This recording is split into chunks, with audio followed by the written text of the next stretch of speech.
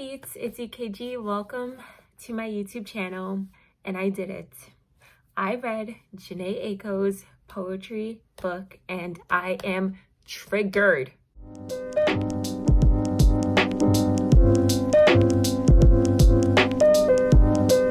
Hello, hi. So, I read Jhene Aiko's poetry book, Two Fish. I have it right here. For those of you who are new here, welcome. My name is Ebony, but I go by EKG. Just to give you a little background, I am a Jhene Aiko stan. Okay, I have been a fan of her since I was 16 years old. So I love her music, and a thought hit me one day when I was just existing, and the thought was, why don't you read Jhene Aiko's poetry book, Two Fish, and review it?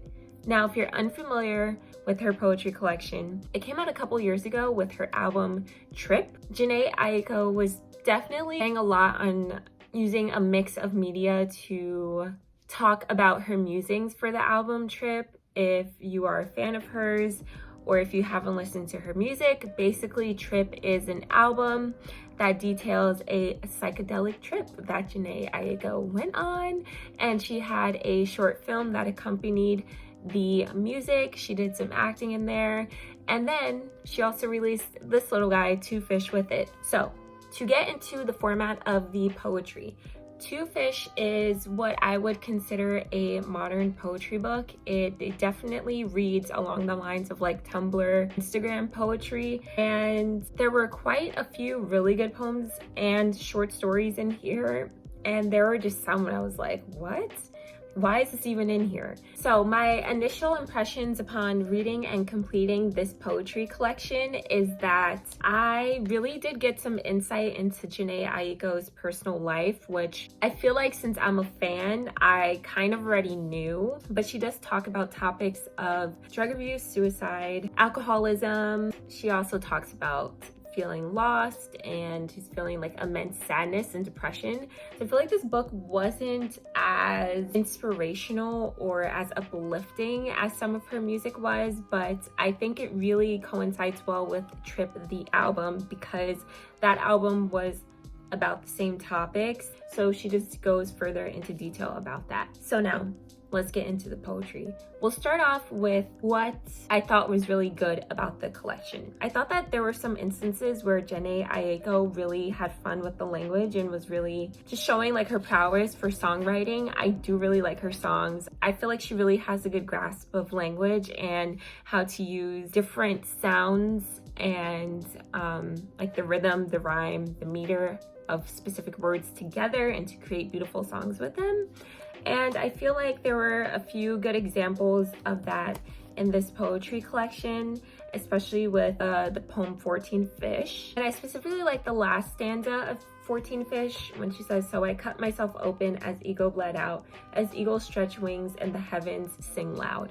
It just sounds very nice coming off of the tongue, and the images are very strong. So that's just one key thing that I really liked from this poetry collection. And I also really enjoyed the poems where she played with the formatting of her style. Next poem, 15 Fish. She kind of wrote it as if it were a play. I just thought that was fun. I really liked how she incorporated different writing styles into her poetry, which is very refreshing. It spices things up visually, and I really liked 15 Fish too, because for some reason I never really thought of writing a poem as a play or a play as a poem. So that was just really unique to me. And then I'll talk about one of my favorite poems in the collection. So 23 Fish was the poem that I felt that I had the most visceral reaction to out of this entire collection. And she's talking about her taking for granted the time that she had with her late brother who passed away from cancer, and how wishing that she would have spent as much time as she could with him while he was still on earth, and she realized that life is truly fleeting. So 23 Fish was really moving, and I just remember getting really wrapped up in this poem. It is one of her longer poems in the collection. I just really liked the storytelling that Jhene Aiko had in this poem. She starts off with, "Last summer we were dying together. Why did I stay? Why did you go? My big brother. Has it really been that long since we shared our ideas and sang our favorite songs? How do you feel now? Where did you go? And like, that is just so sad. And I feel like she beautifully captured just the feeling of missing someone and the small moments that you shared, because ultimately those are the things that you're going to miss the most about them. And I really liked how she added that existentialist aspect to it with wondering where he is now, and she kept that throughout the entire poem of 23 Fish, and I just really thought that it was so beautiful, it was so moving, and it was definitely the strongest of the poems. And those were just some of the examples of things that I thought were really working beautifully in this poetry collection. So now we'll get into the bad. We'll get into the things that I just wasn't really a fan of. We'll get into the things that I just thought could have been edited out, that I thought didn't really serve like a larger purpose within the poetry collection. And first we'll start off with the fact that Jhene Aiko, I think she was inspired by Tupac'S poetry collection. Tupac'S poetry collection really uses a lot of the things that Jhene Aiko incorporates, which is also very popular, is by placing the actual written versions of the poems from her notebook and publishing them as is. Now, that is fun, it's cool. Sometimes I really think, like, in terms of the artistic process's sake, I think it is cool to see how something changes or evolves over time, specifically a poem. Do appreciate that in certain instances, and I do think that it further aided the storytelling within the entire collection. But let's just talk about this one right here, because some of them were hard as hell to read, okay? If I'm a reader and I'm reading print, I don't want to struggle to understand what you're trying to say. Hey, I just want to read it. Maybe I'm lazy, but I just want to read it. Now, I love, it's like it gives very grungy energy, it gives chaotic energy, it gives raw energy, and I appreciate that. I think it should be sort of neat, if that makes sense. Like, I just don't want to see scribbly lines all over the place. For instance, like this happened in quite a few poems. There were some that were really difficult for me to read, just off of the fact that there were too many scribbles on the page.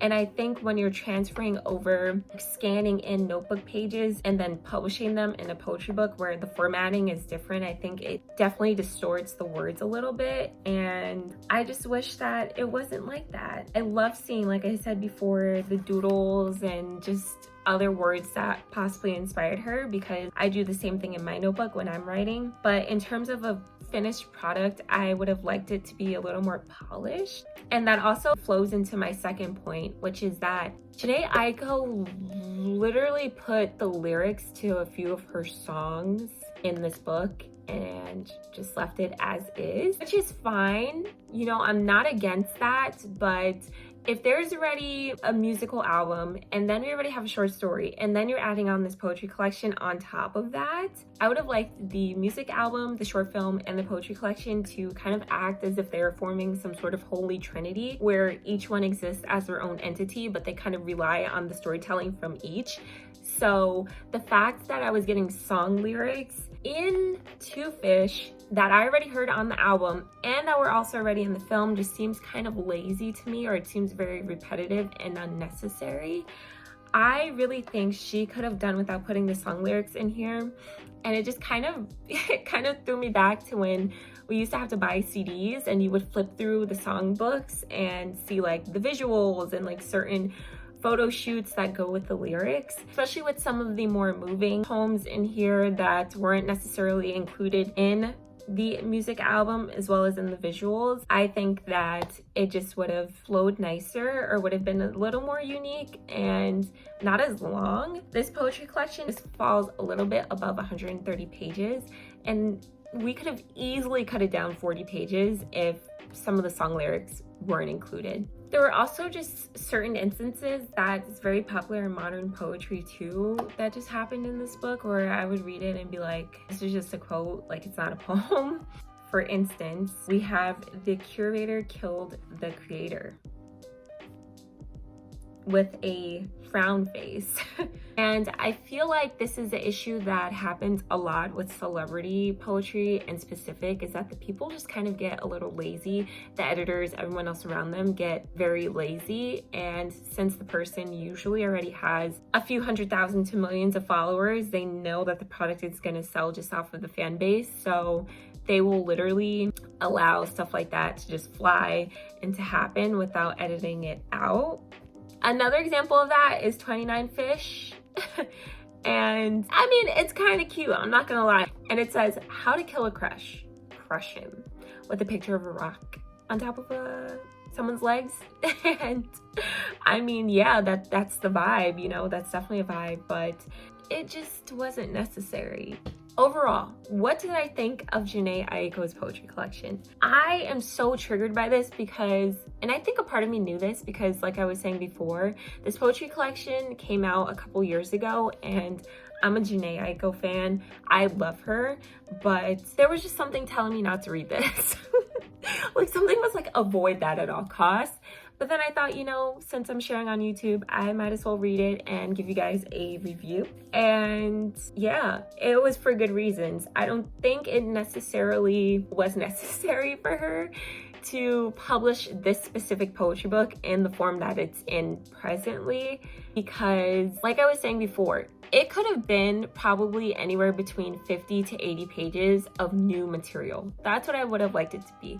New material where we still get insight to the themes that the album and the short film are talking about, but in a different way, in a different medium, through poetry. Now, if it was that, I would give it 4 to 5 stars. I do think Jhene Aiko, once she really gets into the writing, she's really great at writing, and she can use unique metaphors, and she's just very spiritually aligned, and she's very in touch with her emotions, you know, like a true Pisces queen. Maybe if this came out before the album and then we got sneak peeks, which I did notice does include poems in here that I think she made songs with off of her like a more recent album, Chilombo, because I highlighted and underlined a few of them throughout the poetry collection, and I was just like, oh, okay, I see what you did here, which I thought was cool reading it in hindsight. And yeah, see, I don't know, I'm just very torn because I just feel like Jhene Aiko could have delivered really strongly here. I know she's talented, I know she is great at writing, but the actual poems and this collection just wasn't it. I want to see another one from her where it could come out with another album if that's what she wants to do, but where she doesn't include stuff that we already know. I want deeper understanding of Jhene through her writing. So yeah, this book really triggered me. I love Jhene, but I just feel like it wasn't my favorite. Okay, so I think I hit all of the points that I wanted to touch upon in this poetry collection review. Jhene, I still love you, girl. And please, I'm a part of the Jhene Aiko army. Don't come for me. I just wanted to be very critical. If you are a fan of hers, you would enjoy this poetry collection if you haven't read it already. And I think it's worth checking out if you want to get a deeper understanding of Jhene. I just really want her to come out with a stronger poetry book, you know? I know she can do it. But anyways, thank you so much for watching. If you want to see more of my videos, make sure you hit that subscribe button, and I'll catch you in the next video. Oh, and I just want to say I post every week on Sundays, and yeah, that's about it. I'll see you guys in the next one. Bye. And I was like, yo.